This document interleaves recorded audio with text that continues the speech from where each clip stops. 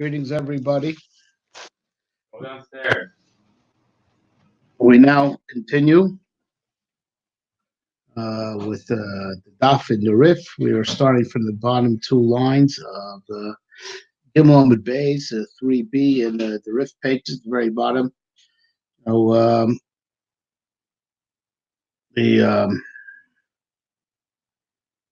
we're just coming off the story that a person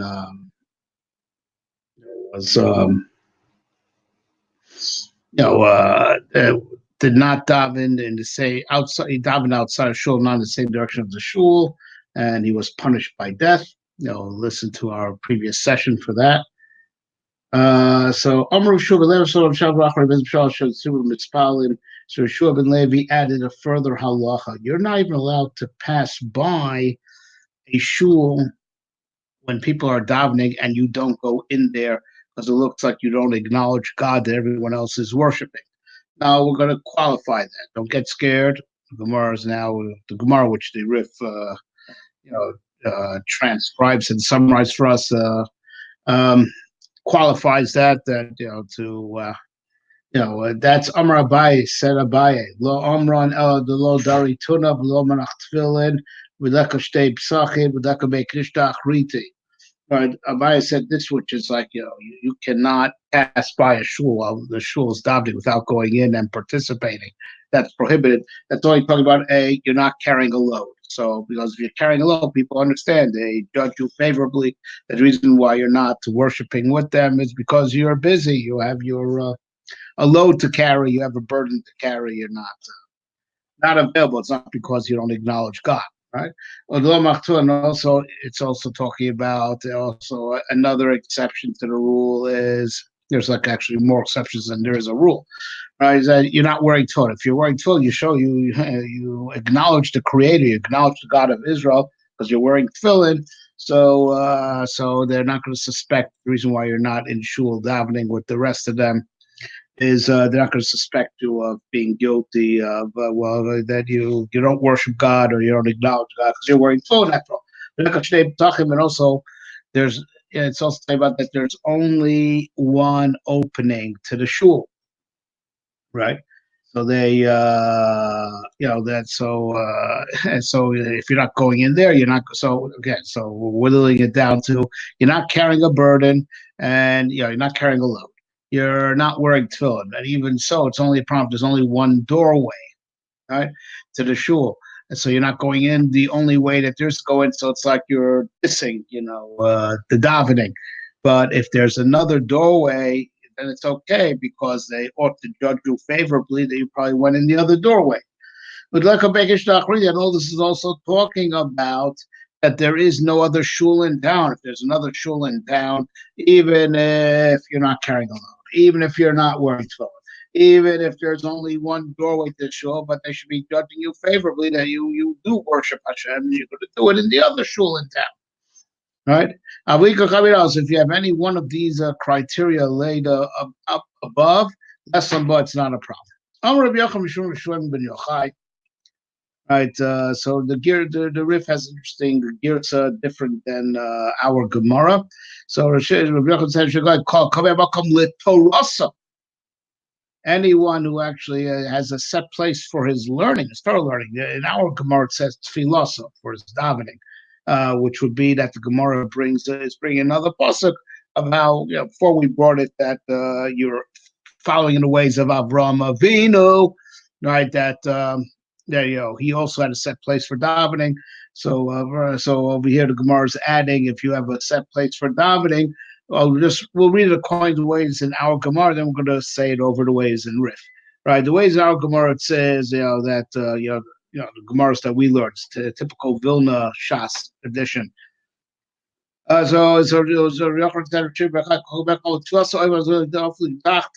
Anyone who has a set place for his davening, for his prayers, his enemies fall under him, fall before him. As something, as the Apostle says, something about coming, so I will give a place for my nation Israel. So that's having a set place for prayer. I'll give a place for him. And I'm going to implant him there, and he'll dwell peacefully with tranquility. Right, as the pasuk goes on to say, so it's having a place for my nation Israel, according to our Gemara, is referring, that pasuk is referring to having a set place for davening. But the Rif says it has a set place for learning. Set place for learning. Right. All right, so now, and the Rabbeinu Yonah actually backs up the Rif's way of learning, right? That it shows that you have a set place for learning also. But the same way we explained having a set place for davening, it shows you don't learn by happenstance. It's something, it's the centerpiece of your day and of your life. And that's all displayed by doing it in a regular place. It means it's regular, it's consistent. All right, it's firm, stable, everything that having a set place represents. Now the Gemara goes on. The Rif brings the Gemara. It says, and prayers are only heard, right, in shul. Shemar, as the pasuk says, l'shmo el arina ve'el atfila, right, to hear the praise and to hear the prayer. In a place where there is praise, there will be tefillah. So Hashem listens to the rina tefillah only where he listens, where he is praised. That's where he also listens to the prayer. So you want your God to hear your prayers. I mean, hear means answer the prayers, maybe accept the prayers. Of course, God knows everything, so he knows you prayed. So again, this is according to the Rif. This is according to there are those that say that there are those that say that have that change this to that use this pasuk rather. Makom Shante Tefillah is that your tefillos are accepted if you pray in the same place that you learn Torah, right?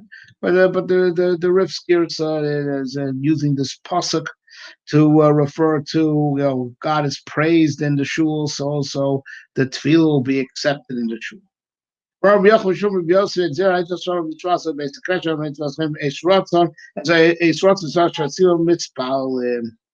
Again, going with the version of the Rif, right? That it says a person's tefillah also is only heard in shul, but it's not referring to, in this case, in shul as in just to go there, and it's a good place, but it's referring to, and that's the way it's also written in other versions of the Gemara. It's referring to davening when they're davening in shul. That means so it's not just the location. It is because the tzibur, the public, is davening at that time. That is a time. That is a time when the prayers are accepted, as the pasuk says, I give you my tefillah, my prayers before Hashem at a time of grace, at a time of divine grace. When is it a time of divine grace? At the time when the public is davening, because Hashem has a contract with the Jewish people as a nation. As a nation, to always listen to their prayers. So you have to ride the wave. So we're talking about this. What the Rif means in this case, daven in shul.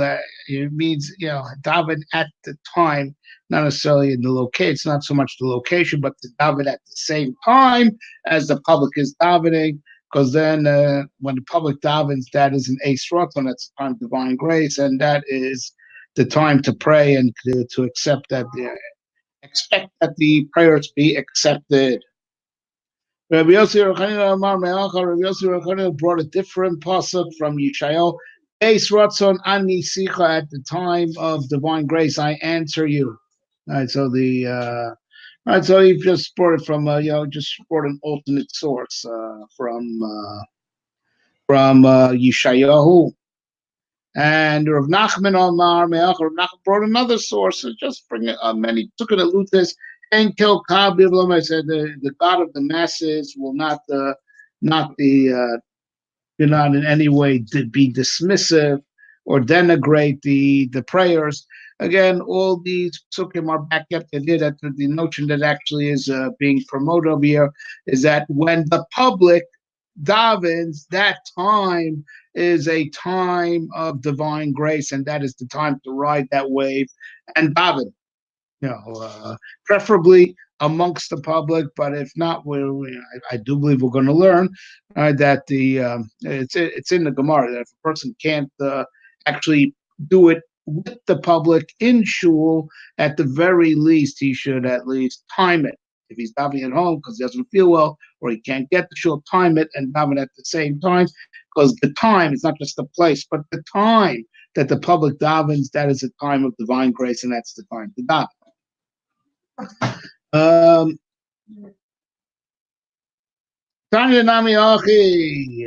And then there's another brisa that says in a similar vein. How do we know? Says the brisa. How do we know that HaKadosh Baruch Hu will never denigrate, never disregard, the prayer of the public? Shenemar, as the pasuk says, "Henkel kavi v'lo yimas," or the pasuk that Rav Nachman brought before, the God of of the many will not denigrate their tefillas. V'uksiv, and it further says in Tehillim, "Rav Shalom Nashi b'kravli already," redeem with peace my soul, right? From any type of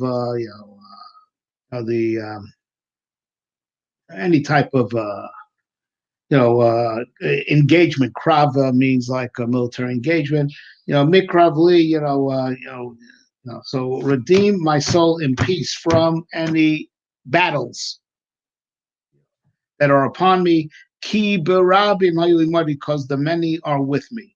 So the many that are with me, the many that are with me in prayer, that that this prayer to be saved from all battles is because it is done together with the rabbin, with the public. Amar HaKadosh Baruch Hu. HaKadosh Baruch Hu says as follows: someone who is engaged in Torah study and in doing kindness, and he is to be found in shul. That's where he bases himself. Presumably to pray with the public, right? And like we learned, it's in general a good place to be, right? It's the house of Hashem. Right, so anyone who is there, in my padam lebanai lebena umas, that's almost as if he redeemed me, my divine presence and my children from amongst the nations for all generations. Right? It's like you bring salvation, by Torah, chasodim, and being in the base Knesset. So the Maharal invokes this Gemara in his commentary on Megillah. So that's what Esther did by she wanted to redeem the Jewish people from the perils of being under the edict of Haman. So she called for a communal prayer in Shushan. It goes on this Gemara because the power of the again, the emphasis over here is that Motzei Beis HaKnesses, being in shul means to be amongst the public, right? That's the way it is in most standard Gemaras and the way it's most commonly understood. So, because the nation has a special relationship with God above and beyond the relationship that the individuals have with God. So Esther wants to awaken our nationhood, and and with that it says if we're redeemed from amongst the nations, like for a second, for the time of Purim we got beyond. So she wanted to invoke that merit. But the Rif literally says, even Torah, kindness, and just being in shul. But again, that presumably that part of being in shul is to not just being in shul, but participating in public prayer. Someone who has a shul in town, but he doesn't go in there to daven. He insists in davening at home. He denigrates the shul. He will not go to shul. Nikra Shachar is called a bad name. Hashem says, right, all my bad neighbors, right, right. So Rashi explains that how do we be a bad neighbor to God? Meaning, you don't come to shul to help bring the divine presence into the town, because every time there's 10 Jews together, the divine presence is there. And that's why we could say things in a minyan that we can't say without a minyan, because the divine presence is there. Right? So you're a bad neighbor. You're not helping have the divine presence dwell amongst you. So you're a bad neighbor to the divine presence. Right? That's of course called, that it's not called that by happiness. You do not go to shul. You just don't want to be a part of the community. You are separating yourself from the community. Right now, not only that, the pasuk goes on to say that pasuk will say, "All my bad neighbors, I will now chase them off their land." That not only that, if you are going to insist on not, going to shul, can't be bothered. You don't want to participate in shul. You're going to cause exile for you and your children. Right? Because like the pasuk says, all my bad neighbors, I will push them off their lands. They told Rabbi Yochanan, who was resident in the land of Israel, that there are ikasavi Babel, there are many old people, and there are people who lived long lives out in Babel, in Babylonia, which today, in this day and age, that would be Iraq. Right, Thomas, he wondered. He said, Michti, let's see. Ksiv. The pasuk says in the Shema, in the second part of Shema, at the end of the conclusion of the second part of Shema, in order that you should have long days for you and your children on the land that Hashem, swore to you. Right? So longevity, long life, that should only be in the land of Israel. Why are people living the long lives in Babel? So the simple inference would be that longevity is only in the land of Israel, not outside of the land of Israel. But once they told these are the people who live long lives in Babel, get up early to go to shul, and they stay late at night in shul, in the Beis Knesses. That's what's helping them. It's that merit. There are those who take out from this Gemara that is to say, as if the shul is an embassy of the land of Israel. But either way, it's a holy place, so it's like being in the land of Israel, whether you call it embassy of the land of Israel or it's a holy place. And so he says it's the merit of being in shul from early in the morning and late at night. Maybe they went out in the middle, but they hung out there as much as they can. I said, that's the merit, being in shul. So that's a merit that's similar to like the merit of being in the land of Israel, and that's what helps them. That's the merit that enabled them to live long lives. So the Gemara backs this up with a statement of Rabbi Shua ben Levi Benoi, like Rabbi Shua ben Levi used to tell his kids, get up early and stay late in shul. That way you will have long lives. Amar Rav Acha bar Chanina. And I said, Rav Acha, the son of Chanina, micro, what is the pshat in the pasuk? Ashirav shomea li lishkot al dosasai yom lishmor mezuzos pitchi. Right? What does it mean? A person, listens to me, to dwell on my doors, to guard the doorposts of my entrances. Right? And the pasuk goes on to say, "Ki motzi motzai," he who finds me finds life. So he wants to say, the Rif is saying this in short form. He wants to say this is alluded to his pasuk: the person who listens to me, to dwell by my doors, to guard my doorposts, right? And the pasuk goes on to say, "For he who finds me finds life." It's talking about the guy who stays in shul. That's hanging out and staying by the doorpost, not leaving the shul, hanging out in shul. That regarding him, the pasuk goes on to say, "He who finds me finds life." That's the guy who, you is in shul constantly. So the Rif brings a Gemara from later in Brachos in connection to all this. We say in the parak which starts which is the seventh parak of Brachos, the laws of benching. Over there, he brings the Gemara over there. He wants to synthesize, collate all the Gemaras that are interrelated, that talk about the same topics. So, a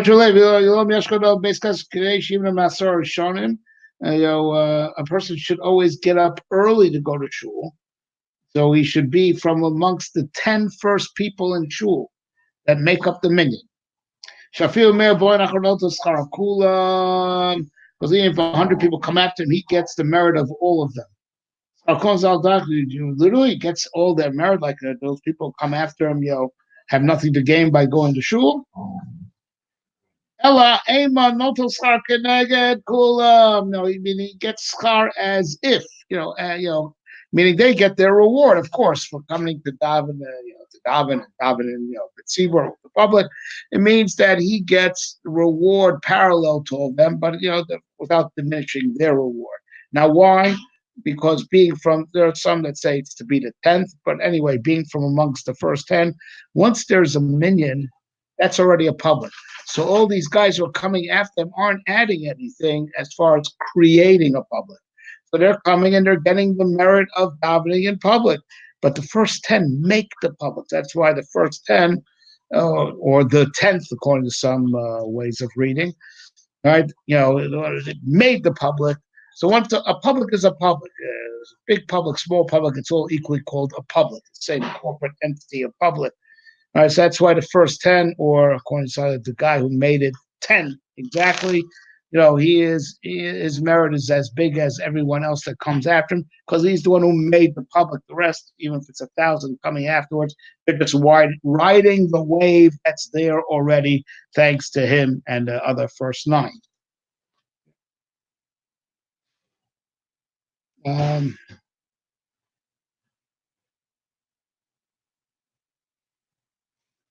Okay, so it says the Gemara like this. Rav Chizda said Rav Chizda, because of it is actually referring to the pasuk, brought before. Lishmor mezuzos, to guard the doorposts, plural. Daltosa, the pasuk said, my doors, mezuzos pischai, right? The doorposts, all plural. Why plural? All right, so it's a teacher. You should at least enter the shul. Don't stand by the door. Go at least the width of 2 doorways inside. Push yourself inside. So the simplest meaning is, don't be on the outskirts. Get in, because being on the outskirts, it's as if you don't really want to join, as if you want to leave as soon as possible. So at least be 2 doorways in. The commentaries explain a little bit deeper that when we want to go to shul, we want to go to a holy place. To go to a holy place requires first, shedding, all the profane, all the chol. You got to leave all the profane and unholy on the outside, and then after you go inside, it's the two doorways. One is to leave all the profane behind you, right? Leave all the stuff that's on your mind, all your earthly affairs, leave it behind. That's doorway number 1. That's the width of doorway number 1. Width of doorway is now to actively enter holiness. Right? So that's what the width of 2 doorways represents. But again, it's all brought from the same public. The doorposts of my openings, of my entrances, all plural. Bar Papa. So Rav said to Rafam Bar Papa, tell us some of that good stuff they used to tell us in the name of Rav Chizda about Beit Knishta, about Beit Knesset, about Shul. Like you remember, he has like all these good sayings about shuls. That used to tell us the name of Chizuk. Give over, say over some of that stuff, some of that good stuff. Amalei,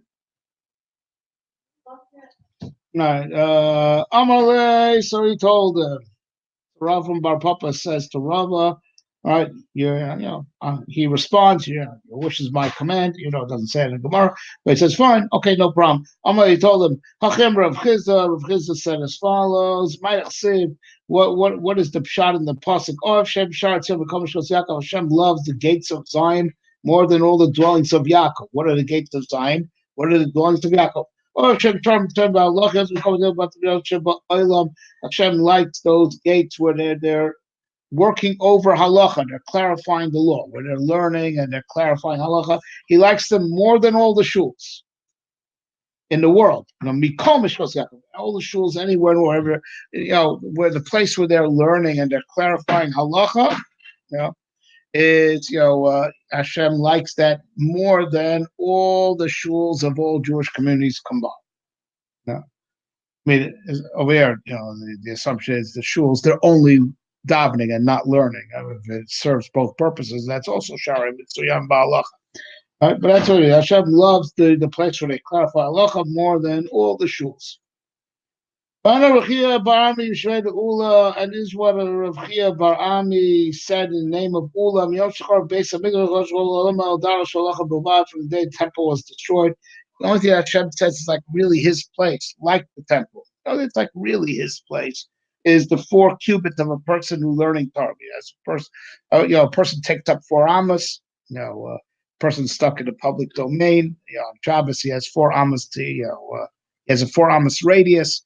Right, so it's called, the 4 amos of a person learning Torah. That's God's place in the world ever since the temple was destroyed, showing how Hashem loves our tefillos, but he loves our Torah even more. That's called his place ever since his real home, the temple, was destroyed. Rabbi Ravasi Abgrav Lord Tesu Bekishu Betray Lord Matzah Be Amudi Hechadav Yasri Begarsi Rabbi Ami and Rabbi Asi. These were Talmidim of Rabbi Yochanan in Israel.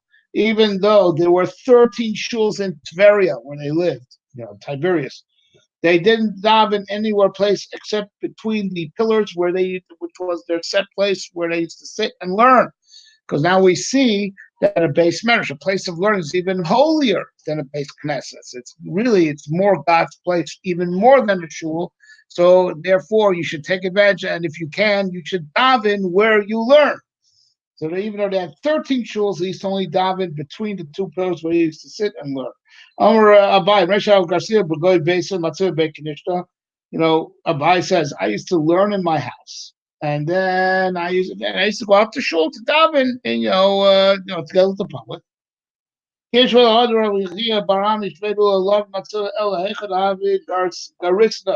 So once I heard that which Rav Chia Bar Ami said named Ula, I only daven where I learn. This is like awesome.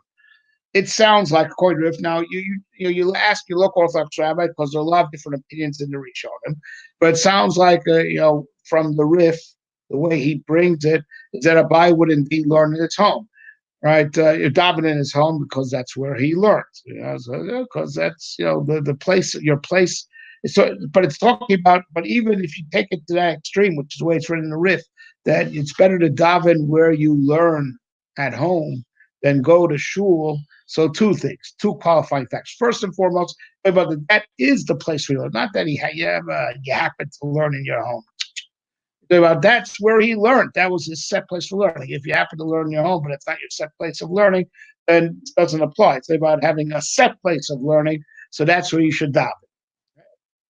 So, first of all, it means that Abai was on a regular, consistent, stable, unchanging basis. His place of learning was his house. That's where he's able to concentrate. That's where he's able to focus. So therefore he davened there, even and not in shul. But this doesn't negate what we learned earlier. We learned earlier that the time of divine grace is when the public davens. So when it comes out, the way it's written in the Rif is that he learned on a consistent basis in his house. And so he said, okay, if that's a better place, that's a holier place than shul, so I daven there. But when did he daven? When did he probably daven at the same time the public davened? He timed it together with the public because this in no way negates the other halacha that we learned, right? That when the public davens, that is the time of divine grace. So he probably davened at home but timed it. But you have to ask your local Orthodox rabbi. There's a lot of different opinions on how to process this information that was just said, right? Okay, so but even according to it means that he always learned in his house. That's number one, and number two, it probably also means to fit with what we learned above. And I don't think anyone disagrees that when he davened at the same time as the public was davening in shul. Right. Rav Yitzchak said in the name of Ula. I'm sorry, so Skia Barami named Ula, right? Yeah, so another saying of Skia Barami named Ula. Ma'asiv was say, Bozu Shem Yicholu, right? Those who abandon Hashem will be obliterated. They will cease. Yeah, yeah, yeah. So what they'll be wiped out. Those who abandon Hashem. What's called to abandon Hashem? That's when the Sefer Torah is open and a person walks out. Right? Right. So, of course, I tell you about the Sefer Torah is open because, people, it's the Torah reading is going on. That doesn't mean that, let's say, I'm in a room and the scribe, he has an open Sefer Torah because he's examining it, fixing it. That's not what I'm talking about. The Sefer Torah is open and they are learning from. There's public learning going on from that Sefer Torah, like laning. Or it's basically the laning that we do in shul. It's talking about during laning. If you walk out during laning, Sefer Torah is open and they're, so it's not so much the open, so much as the laning, right? But by the, there's another halacha that that if you're not learning from a sefer or from Sefer Torah, you must close it. You must close. That's why between the aliyahs we close the Sefer Torah. But over here, the point is, it's called that you're abandoning Hashem not because technically it's Sefer Torah, it's because they open, meaning that they are reading from it. Reading from it, for the benefit of the public, and you just walk out. That's to denigrate God because God's word is being now publicly taught. Right? So Rabbi Avo, nothing big now. Rabbi Avo indeed left shul. Rabbi Avo, and this is the halacha, right? That between aliyahs, case in point, anytime there's laning going on. Now, of course, you should not miss the laning, but if you have to leave, you're not allowed to leave until it's between one guy finished his aliyah and the other guy hasn't started his aliyah yet. So that's when you can bolt because they're not reading from the Torah at that time. So you can go. And that's the halacha. So this is a halacha, my friends. If you are ever in shul, and so unless, of course, life endangering circumstances we're not talking about. But you have a pressing matter, but obviously not pikuach nefesh, right? Not life endangering. You have a pressing matter. You just can't leave until they hit the next day. They finish the aliyah. You can leave in that time between when the aliyah is finished and the next aliyah is not commenced yet. Like what Rabbi Avo did. Boy, Rava. Now, Rava asked as a query, my teiku. Right? What about between pasuk and pasuk? Like let's say you're right by the door. They finished one verse. You'll jump out before they start the next verse because it's all about not leaving while the Torah reading is happening, right? What if you could time it perfectly? You'll just jump through the threshold of the door just as one verse ended before the next verse begins. On the middle of laning. So Gemara says, Teku, the Gemara leaves unresolved, and I do believe the halacha is to be machmir because of kavod Torah. Again, we're not talking about if you're a medic and there's an emergency call. Of course, nothing stands in the way of life endangering circumstances. Right? Is Rav Shesha Mara Api B'Kor Samaran B'Didan V'Inu B'Didhu. Rabbanon Daf Rav Shesha Trosum Naso Tzolem Tishol Fishol Farsh Davar Also Farsh Davar Osur. Dama Rabba Baravuna Kim Shiftach Sefer Torah So Sapra Fiu B'Dvar Halacha. So now this that we said now Rav Shesha, right? He did his own learning during the time of waiting. He just turned away and did his own learning. Right. So now the Gemara immediately qualifies. The Gemara says, I believe it's the Gemara, but the Rabbanan said, it's Dafka Rav Sheshes because Karasa Nasa, right? That his learning was his full-time occupation. Full-time occupation. So he's allowed to say that's their learning. This is my learning. Their learning, my learning. Again, that which he turned away did his own learning. So that's their learning. This is my learning. Okay, so I'm not abandoning Hashem. I'm not abandoning Hashem by not listening to the learning. I'm doing my own learning. I have my own contact with Hashem. That's a person like Rav Sheshes that learned on a consistent basis. People like me and you that we learn when we can, but it's not our full-time occupation. We have to stick with the lane. Right, so even if a person's coming over to ask us a shaila, what's the halacha? You're not allowed to answer him because we're not a full-time learner. Learners are not our main. Learning is not our main occupation, right? We have to listen to the laning. Once the Sefer Torah is open, referring to, once they start laning from the Sefer Torah, we're not even allowed to talk in learning with each other. Right, Rav Sheshes was allowed to, do his own learning because he was a professional learner. We're not like that. We're not at that level, so we're not allowed to do our own learning during laning or learning or answer shilas during laning. Once the laning starts, all us people who are not on the level like Rav Sheshes of Torah, so also have to keep quiet and not even talk in learning, not even paskin the shilas. We'd have to wait till the break between when an aliyah ends and before another aliyah starts. Amar Rav Huna, great Rav Yehuda, Amar Rav Nachman, Amar Rav Bayami. So Rav Huna, the son of Rav Yehuda, said the name of Rav Nachman, said in Rav Ami, Lo Miyashim Rav Prashav Rav Tzibor Shnai Mekav Targum. Right, we have to also finish our parsha together with the tzibur. We have to do the parasha. Meaning the way to do it preferably is to finish it, together with the tzibur on Shabbos morning. As you'll check in halacha that if you missed it, you have until Tuesday, Monday night, which ushers in. You have until Tuesday night. You still have according to some page, you even have until Simchas Torah, because you're finishing with the public. The public finishes Simchas Torah, so you catch up. You can play catch up until Simchas Torah, according to some opinions, right?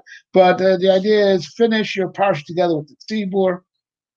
With Shnai Mikra, read the text of Torah twice. One, read the Onkelos, and we paskin that Rashi could substitute for Onkelos. Right, right now, when there's nothing to translate, because it's like saying Atar Sudim, which are names of places, right? So the Uncles doesn't translate it any differently. He says Atar Sudim because it's probably about names of places, right? No, so then you say 3 times, even though the translation is in no way different than the first 2 times. So then you'd say, so a pasuk that Uncles will just say over verbatim, or words that Uncles will say over verbatim, because it's non-applicable to translate if it's talking about the name of a place. The name is the name, So you say it 3 times, right? He who is zoche, right, to complete Shnai Mikra V'Echad Targum together with the tzibur, which it should really be Shabbos morning, because already Shabbos Mincha the tzibur has moved on to the next parsha, right? But okay, but there are those that say, you have until Tuesday night, the first half of the following week. They'll say you have until Simchas Torah because they about finish it together with the Tzibur by Simchas Torah, right? Make the grand siyum together with them. By the way, if you finish your purchase with the Tzibur, you merit to have long life. Right? I've never really studied why this should be the case, but that's what it's. Okay, with this we start the next Mishnah. Right? From when can we read the Shema Shacharis, the day Shema? Mishaka B'Tcheles Lavan, right? From the time you could tell that there's enough light outside to tell this between the blue string of the tzitzis and the white string of the tzitzis. Those where B'Tcheles Chavirot says, no, it has to be even more light outside. That's too early. It's not called that people have woken up yet. That says there has to be enough light outside to tell this between blue and green, right? And then you really should finish your Shema before sunrise because in those days everyone was awake by then. So try to finish your Shema by sunrise. So we have machlokas when it starts, right? How much light has to be outside, and Rabbi Lezer also seems to hold that it ends quite. If you didn't say it before sunrise, you missed the mitzvah Shema. Rabbi Shmuel, who we paskin like, says no. The time to say morning Shema extends up to 3 hours in the day. Because royalty are not early risers. They get up 3 hours into the day. All right, so let's say sunrise was roughly 6:30 today. I'm just not saying exactly, right? So you have until like 9:30. I think you actually had until 9:38. Sunrise a little bit later, like 6:40 something, maybe even 7. And of course, these hours we mentioned before, according to the Rambam and many poskim, means not 60-minute hours. It means 3/12 of the day. So these hours could be longer in the summer and shorter in the winter, as they are for us. It means 3/12 of the day. That's when the royalty gets up. According to but if you reach later than that, you didn't lose out. You're no worse than a person who's learning Torah. So there's a big machlokas rishonim, how much longer you have. When you say from this point onwards, you didn't lose. Does that mean all day? Or does that mean just for one more hour? Right? And what does it mean you didn't lose? You didn't lose the brachos of Kriyashma. There are those who hold, this is where Shulchan Aruch Paskin, it's like the Rosh, you only have, read it afterwards means for 1 hour afterwards, you didn't lose, you can still say Brachos Kriyashma. But after that, you can't say Brachos Kriyashma anymore, right? But okay, the Rambam, it does not pass that way. The Rambam gives you all day long. There are those who give you up to Chatzos, but sorry, so it's a big machlokas. How was it mean from this point onwards? You didn't lose. How much is this point onwards? It's not open ended. So where does the onward end? Machlokas Rishon. Okay. Tanya, we learned about. Remember, so these people they were very particular. Said no, it has to be like enough light to tell this between a dog and a wolf. Is what Rameir said. Rabbi Yehuda Omer, Kejakas ben Chamor, you told us between a chamor, a donkey, and a root is another type of animal like that. A wild donkey, the domestic donkey versus the wild donkey. So now, and we spoke this out once. There's like others that hold. There are others that say that there has to be enough light outside to you recognize your friend that's 8 feet away, 4 amots away, and you can recognize it. Ravuna says halacha is like acherim. So that's what we mentioned, that the recognize enough light outside where there are no street lights, obviously, to recognize your friend roughly 8 feet away, 4 arms roughly 8 feet away. However, there's a few areas of doubt over here. Number one is, first of all, the post could say your best friend you'd recognize even 10 feet away to pitch black because you're so used to his mannerisms and body language and body shape. So this friend that you'd recognize within 8 feet away, and I said within 8 feet, right? There's, so not a total stranger. You won't recognize him even if he's right in front of your face, right? And it's not on your best friend, it's on an acquaintance, all right? But you have another problem that how big is the four amas? I said 8 feet because that's the shear of the chazanish, which is the largest one. Maybe it's like 1/3 less than that. Okay, question for the local Orthodox rabbi. But it's all we have to do these things by charts because we anyway live in a world where there's so much light outside from street lights and car lights, and we don't live in that type of society where it's like pitch black, and and this would be a true measure of how much sunlight there is already that called that people rise. Okay, but this is all the different opinions vis-a-vis the start time. Ravuna rules like the Acherim. Rabbi says, yeah, do like Acherim as far as putting on your tefillin, right? That don't put on tefillin until there's enough light outside to, recognize a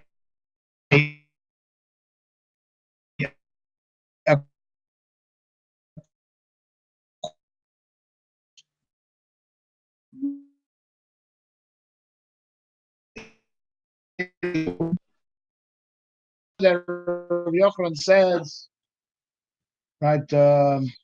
Vasikin used to like push off reading Shema to finish it exactly with sunrise. Right? Tanya Nami Achi, Vasikin, the deer. Vasikin goes to Netzachama, they Shema together with sunrise, so as they should, we learned before. The last time or the time before, you should say God saw immediately which one I said. You shouldn't be davening Shemona before sunrise if you can help it.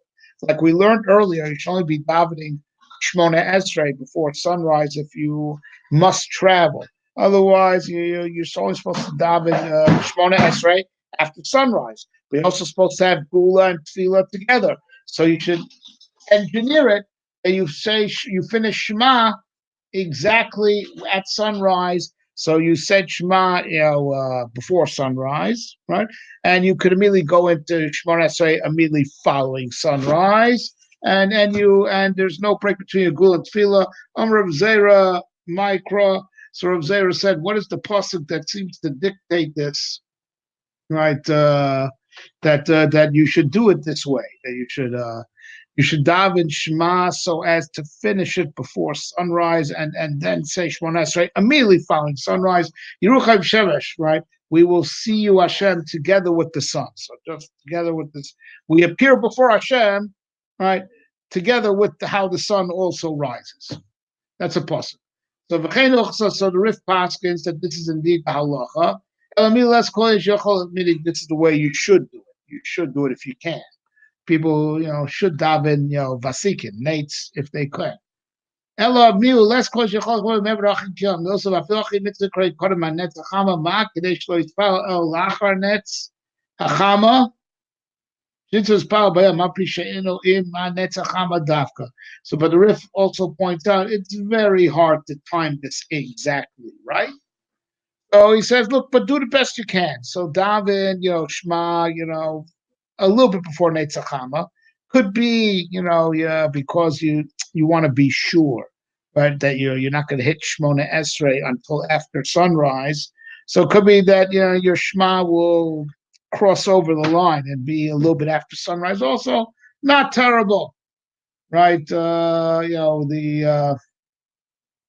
Right, not terrible. It's because it's hard to get it exactly right. Right, to finish Shema exactly at sunrise, and while the sun is still rising, that's not called after sunrise yet. To get into Shemona Esrei, hard to time it exact, but do the best you can. Okay, guys, thanks very much. See you tomorrow. Oh, subscribe. So you'll never miss one of that. You always get notifications for this and all the other great stuff that we teach.